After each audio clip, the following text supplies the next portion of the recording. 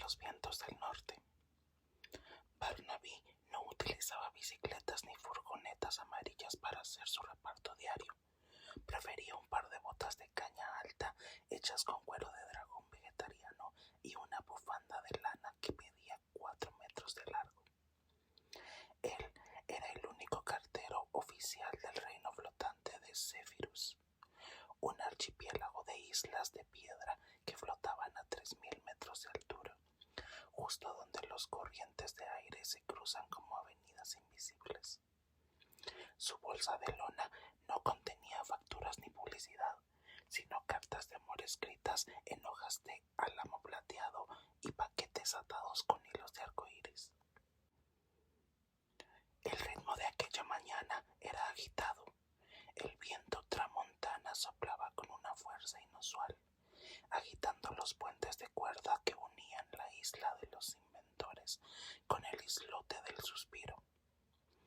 Barnaby saltó al vacío sin pensarlo 2 veces, abriendo su bufanda para que actuara como un parapente. Mientras planeaba entre las 2 nubes con forma de ballena, revisó el primer envío del día. Una caracola de cristal que contenía la risa de un bebé élfico, destinada a una tía abuela que vivía en el rincón más sombrío del acantilado oeste. Al aterrizar en el jardín de la anciana, las flores de porcelana tintinearon como campanitas. La mujer lo recibió con una taza de chocolate espeso que flotaba a unos centímetros de la mesa para no manchar el mantel. Barnaby le entregó la caracola. Al destaparla, el sonido cristalino de la risa iluminó las paredes de piedra, transformando el musgo gris en hilos de seda dorada. «Gracias, muchacho», dijo la elfa, colocándole una galleta de jengibre en la bolsa. Hacía un siglo que no escuchaba algo tan afinado. Sin detenerse a descansar, el cartero corrió hacia el borde de la isla. Tenía que entregar un cargamento de semillas de estrellas antes de que cayera la noche, o de lo contrario, el faro del norte no tendría suficiente brillo para guiar a los barcos voladores. Barnaby amaba su oficio. Sabía que en un mundo donde la gente podía comunicarse mediante telepatía elemental, el papel escrito y los paquetes reales guardaban un tipo de magia física que los hechizos no podían replicar. Con un silbido alegre, se lanzó de nuevo al océano del aire, listo para el siguiente vuelo. Diario de un dragón alérgico al fuego. 14 de marzo. Mi nombre es Ignis. Tengo 312 años, lo que nos convierte en edad de dragón en un adolescente con problemas de acné en las escamas. Y acabo de pasar la vergüenza más grande de mi vida. Mis padres me llevaron al gran torneo de la llama dorada en las montañas de azufre. Se suponía que debía calcinar un roble viejo para demostrar mi madurez ante el consejo de ancianos. Me concentré, inflé el pecho, acumulé el calor en mis 2 estómagos térmicos y, justo cuando abrí las fauces, estornudé. No salió una llamarada destructiva, salió una nube densa de confeti de colores y un chorro de pompas de jabón que olían a lavanda. El roble quedó intacto, cubierto de burbujas brillantes. El público guardó un silencio sepulcral hasta que un duendecillo de la primera fila empezó a aplaudir pensando que era un truco de magia moderna. Mi padre se tapó los ojos con el ala izquierda y mi madre empezó a silbar mirando al cielo como si yo fuera el hijo de otra familia de reptiles. El veredicto del médico del clan es impecable. Soy alérgico al fuego y al polen de las flores de azahar. 22 de marzo. He sido desterrado temporalmente al Valle de las Nubes de Azúcar hasta que aprenda a controlar mis vías respiratorias. Al principio me pareció un castigo terrible, pero resulta que este lugar es fantástico. Los habitantes locales, unos gnomos pasteleros que visten gorros de lana, Me han contratado como asistente oficial de cocina. Mi falta de combustión interna es una ventaja aquí. En lugar de quemar los pasteles, uso mis estornudos de aire templado para caramelizar el merengue y esponjar los bizcochos de manzana a una velocidad que desafía las leyes de la repostería. Hoy preparé una tarta de bodas para el rey de los elfos. Tenía 7 pisos de altura y estaba decorada con hilos de caramelo soplado que moldeé usando mi cola. Cuando el monarca me felicitó, sentí un cosquilleo familiar en la nariz. Entré en pánico, cerré los ojos y dejé salir un estornudo colosal. Afortunadamente, esta vez no hubo fuego ni pompas. Una lluvia de azúcar glass cubrió todo el banquete, dándole un toque invernal perfecto. Creo que no volveré a las cuevas de lava. Ser un dragón pastelero tiene mucho más estilo. La tienda de las sombras de repuesto. Caminas por el callejón del Gato Negro, justo detrás de la catedral, buscando un local que no aparece en las guías turísticas. Se llama La Silueta Elegante. Al entrar, el tintineo de una campanilla de latón da paso a un espacio iluminado por miles de velas de cera de abeja. En las paredes no hay cuadros, sino percheros de madera de los que cuelgan sombras de todos los tamaños y formas, perfectamente planchadas y listas para llevar. El dueño, un hombrecillo que viste un frac de terciopelo morado, te saluda con una reverencia exagerada. ¿En qué puedo ayudarle, joven? ¿Ha perdido la suya en su descuido o busca alguna más adecuada para una ocasión especial? Pregunta con voz cantarina. Le explicas que tu sombra original es exasperante y aburrida. Se limita a limitar cada uno de tus movimientos con una fidelidad burocrática. Si caminas, camina. Si te sientas, se sienta. ¿Quieres algo con más personalidad para impresionar en las fiestas del barrio? El tendero sonríe, mostrando unos dientes que parecen perlas cultivadas, y te guía hacia la sección de sombras de segunda mano con habilidades artísticas. Te muestra una silueta que perteneció a un pianista de jazz. Se mueve con un ritmo sincopado y parece llevar un sombrero de copa invisible. Te pruebas la sombra frente a un espejo especial. Es una sensación extraña, como si un escalofrío de música te recorriera los talones mientras la tela oscura se adhiere a tus zapatos. Al dar un paso, tu nueva sombra hace una pirueta y saluda al espejo antes de regresar a su sitio. Es perfecta. Pagas 3 monedas de plata y un recuerdo de tu infancia. El sabor de las cerezas en verano, un precio justo según el comerciante. Y sales a la calle con un andar renovado. Al llegar a la plaza, notas que la gente se detiene a mirarte. Tu sombra no camina, baila claqué sobre los adoquines mientras tú avances con total normalidad.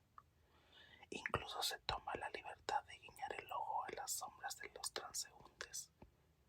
Comprendes que la vida es demasiado corta para tener una silueta gris que se limite a seguir las reglas de la física. A veces, para cambiar tu realidad, solo necesitas cambiar la forma en que proyectas tu oscuridad bajo el sol de la tarde. El secreto del archivero de constelaciones. El viejo Orión trabajaba en el sótano del Observatorio Real, un espacio donde los mapas astronómicos cubrían el techo y los frascos de tinta brillaban con polvo de meteorito. Su título oficial era conservador de la bóveda celeste, un trabajo que consistía en limpiar el polvo cósmico de las estrellas para que los navegantes no perdieran el rumbo durante las noches de tormenta. Con un plumero hecho con plumas de fénix azul, Orión subía por una escalera de caracol infinita que conectaba su mesa de despacho con el mismísimo firmamento. Una noche, mientras repasaba los contornos de la Osa Mayor, notó que le faltaba una estrella fundamental en la cola de la figura. No se había apagado por causas naturales. Alguien la había desenroscado con cuidado. Preocupado por el equilibrio del zodiaco, el anciano buscó su lupa de aumento y siguió un rastro de brillo plateado que descendía por las escaleras hacia los jardines del Palacio Real. El suelo estaba salpicado de chispas que parpadeaban como luciérnagas antes de disolverse en el césped. Encontró a la princesa Aurora sentada junto al estanque, sosteniendo el astro perdido entre sus manos. La estrella emitía un calor suave, iluminando su rostro con un tono azulado. La necesitaba para leer mis cuentos de hadas, Orión, confesó la niña con timidez. Las velas de mi habitación se apagan con el viento y las historias de caballeros necesitan una luz que nunca muera. El archivero sonrió, se sentó a su lado sobre la hierba húmeda y sacó de su bolsillo un pequeño frasco que contenía un cometa en miniatura. Las estrellas pertenecen a todos, Alteza, dijo el viejo con dulzura. Si dejas un espacio vacío en el cielo, los barcos encallarán en los arrecifes. Toma este cometa, su cola brilla el doble y le encanta escuchar historias de dragones. La princesa, encantada con el trueque, le devolvió la estrella. Orión subió de nuevo a la bóveda celeste y volvió a colocar el astro en su sitio usando un poco de pegamento de luna. Esa noche el cielo brilló con una intensidad renovada y en la torre más alta del castillo una niña leía sobre mundos lejanos iluminada por el vuelo alegre de un cometa doméstico que daba vueltas alrededor de su almohada. Una escoba con crisis de identidad. Desde el punto de vista del cepillo de cerdas de paja trenzada, la vida en la cabaña de la bruja Brunilda era una rutina insoportable de polvo, telas de araña y restos de pociones mágicas derramadas por el suelo. Se suponía que yo debía ser un instrumento de transporte aéreo de alta velocidad, un modelo Saeta de Plata 200, con motor de sauce y aerodinámica mejorada. Mis compañeras de cobertizo pasaban las noches volando alrededor de la luna llena, compitiendo con los búhos y dejando estelas de chispas verdes en el cielo nocturno. Yo, en cambio, sufría de un pánico atroz a las alturas. Cada vez que Brunilda me sacaba al porche y pronunciaba las palabras mágicas de despegue, Alakazam y hacia el matorral, mis cerdas empezaban a temblar y el mango de madera se me retorcía de la ansiedad. El mero hecho de superar la altura del tejado de las gallinas me provocaba un vértigo que terminaba siempre con nosotros dos aterrizando de cabeza sobre los arbustos de moras. Brunilda, harta de mis mareos coreográficos, decidió jubilarme del servicio de aviación. Me convirtió en escoba de cocina tradicional. Mis compañeras se burlaban de mí a través de las rendijas de la puerta, llamándome limpiadora de tercera clase. Pero yo nunca había sido tan feliz. Descubrí que tenía un talento natural para el ritmo doméstico. El sonido de mis cerdas rozando las baldosas de piedra de la cocina tenían una cualidad musical que relajaba a los gatos negros de la casa. Además, bailar con el polvo del suelo era mucho más seguro que esquivar murciélagos a ciegas en medio de un banco de niebla. Ayer, una tormenta huracanada arrancó el tejado de la cabaña. Las escobas voladoras intentaron escapar, pero el viento las estrelló contra los árboles rompiendo sus mangos. Yo me quedé en el suelo, usando mi peso y mi flexibilidad para guiar a Brunilda hacia el sótano seguro, barriendo los escombros que caían para mantener el camino despejado. Hoy, la bruja me ha colocado en el lugar de honor sobre la chimenea. Ya no vuelo, es cierto, pero he demostrado que a veces la magia más útil no es la que te lleva a las estrellas, sino la que mantiene tu hogar limpio y a salvo de los peligros de la superficie. El contador de olas de la playa de arena rosa.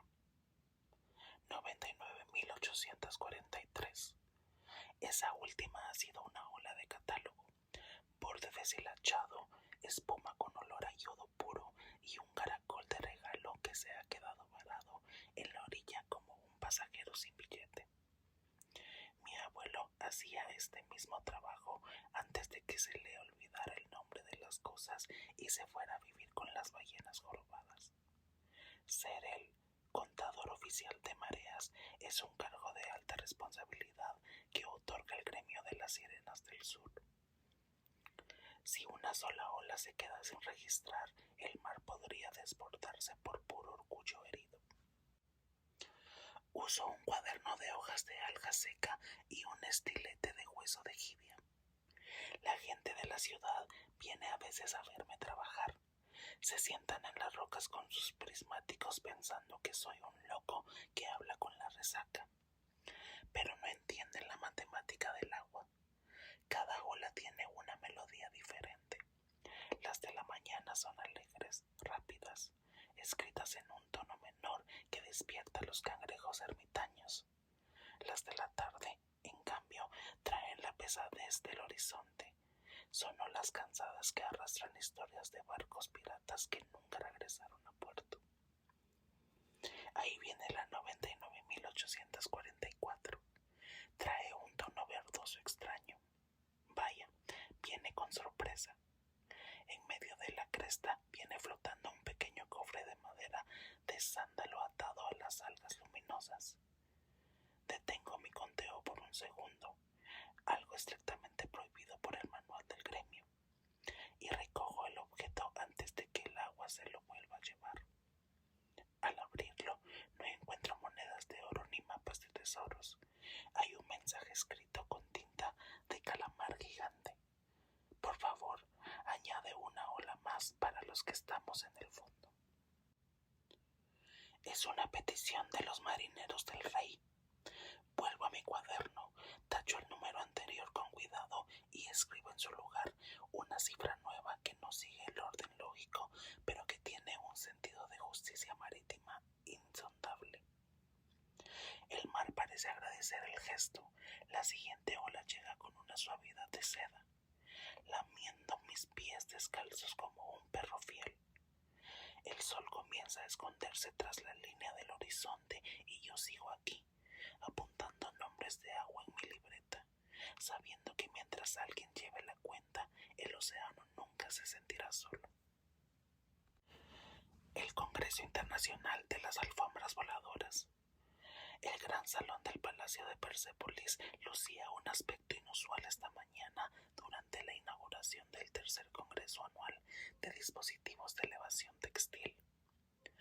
Más de 200 alfombras procedentes de todos los rincones del mundo flotaban a 1,5 metros del suelo, mostrando un abanico de diseños que iba desde el clásico nudo persa de seda roja hasta los modelos más vanguardistas de lana sintética escandinava con estampados geométricos.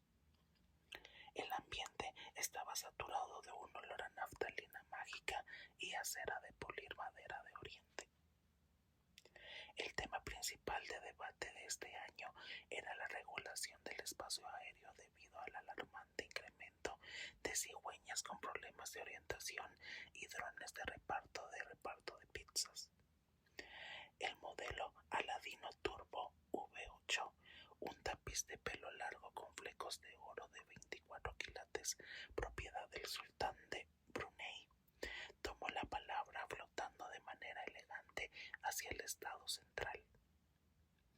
No podemos permitir que los cielos se llenen de plástico, declararon sus bordes mediante vibraciones acústicas de baja frecuencia.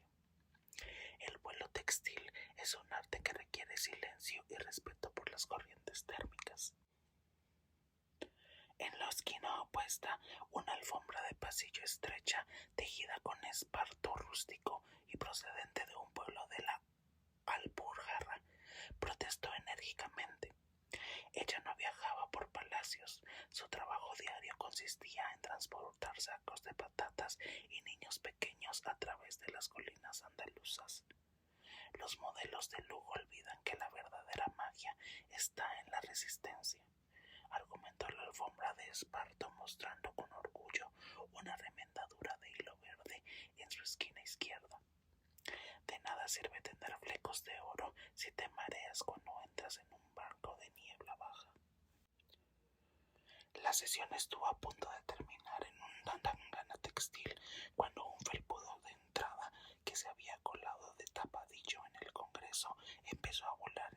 Mateo soltando pelusas por todo el salón. El comité organizador tuvo que usar un aspirador de aire encantado para restablecer el orden.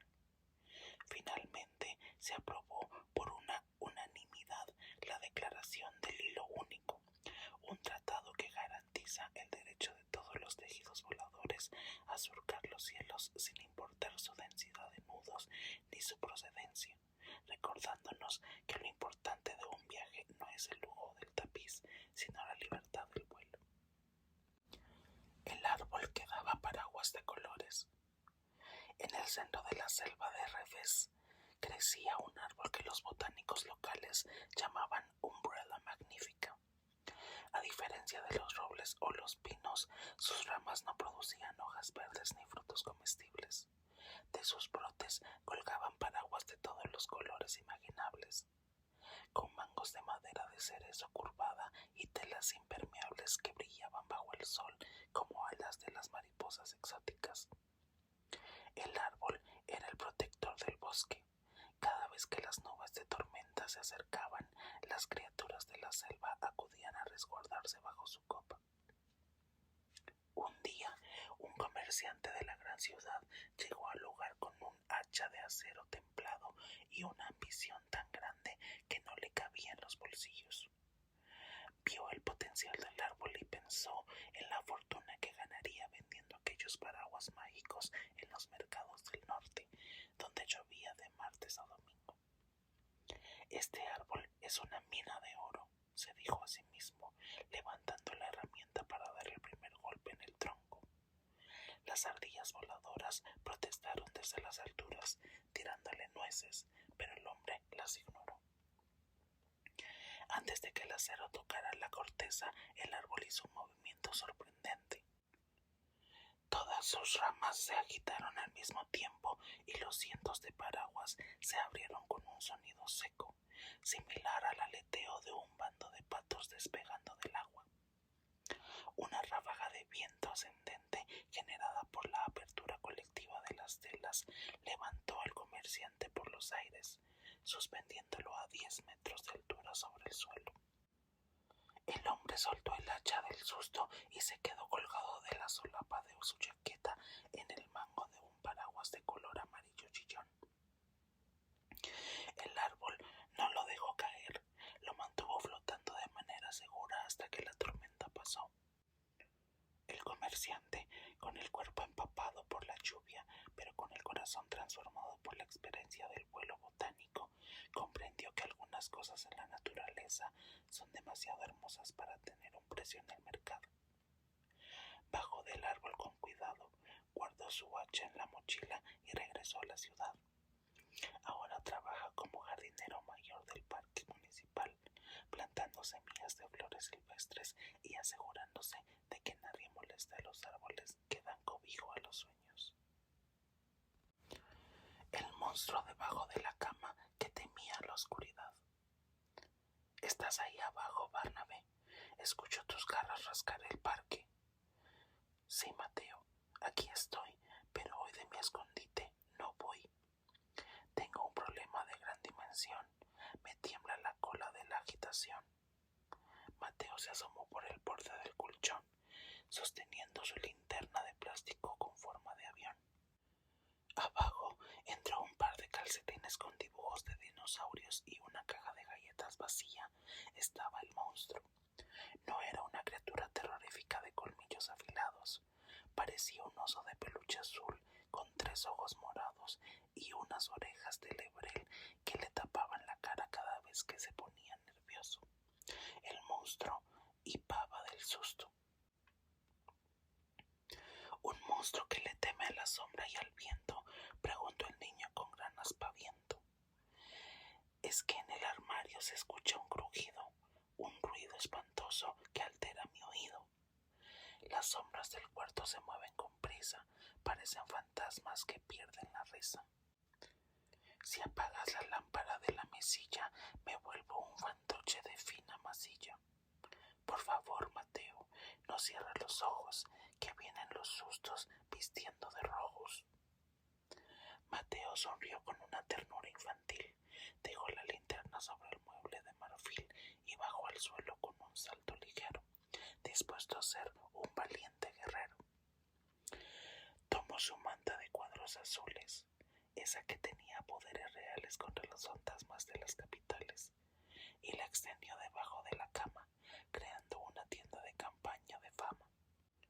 Se metió dentro junto a Barnabé, compartiendo un trozo de pan con paté que había guardado de la merienda de la tarde. Ya no hay oscuridad que pueda morderte, mi manta de cuadros te hace muy fuerte, dijo el pequeño abrazando al coloso. Los ruidos del cuarto son solo los grillos que cantan su nana usando palillos. El monstruo de 3 ojos se quedó dormido, roncando con un sonido parecido al de un gato gordo montando en una motocicleta. Mateo subió de nuevo a su colchón, apagó la luz de la estancia y comprendió que el miedo es solo una historia que nos contamos al oído cuando nos falta un amigo con quien compartir el nido.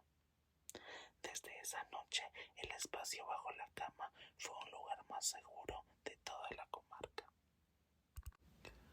La máquina que traducía el idioma de las flores. El profesor Jeremías pasó 40 años encerrados en su invernadero de cristal, soltando cables de colores a pétalos de rosa y conectando tubos de ensayo a las raíces de los crisantemos.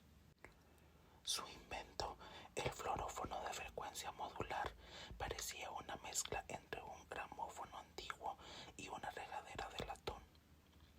El propósito del aparato era sencillo pero revolucionario: traducir las vibraciones electromagnéticas de las plantas en palabras humanas para entender de qué hablaban los jardines cuando nadie los estaba mirando con atención. La primera prueba oficial se realizó durante una tarde de primavera frente a un panterre de margaritas silvestres. Jeremías colocó el sensor de aguja sobre una hoja verde y encendió el motor de manivela. El altavoz de la máquina carraspeó con un sonido de estática antes de dejar salir una voz aguda y cantarina. El agua de este cuadrante está demasiado fría hoy, Jeremías. Y ese gato negro de la vecina tiene las patas muy pesadas cuando salta de la valla. El profesor anotó los datos en su libreta, maravillado por el descubrimiento.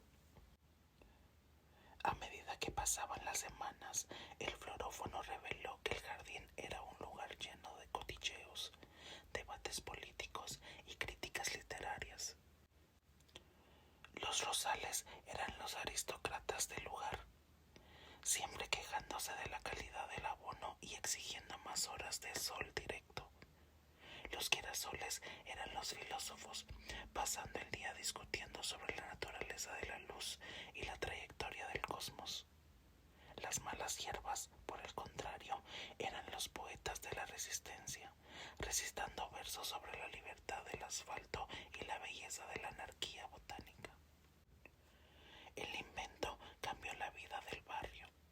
La gente ya no usaba insecticidas químicos, preferían sentarse a dialogar con las plantas para llegar a acuerdos de convivencia. Si los pulgones atacaban a los jazmines, los vecinos plantaban lavanda cerca después de negociar el espacio con las hortensias. El jardín del profesor Jeremías se convirtió en el espacio más ruidoso y alegre de la ciudad. Un lugar donde el diálogo entre especies demostró que la naturaleza no es un objeto decorativo, sino una inmensa comunidad de vecinos que solo esperaba que alguien inventara el aparato adecuado para darle los buenos días.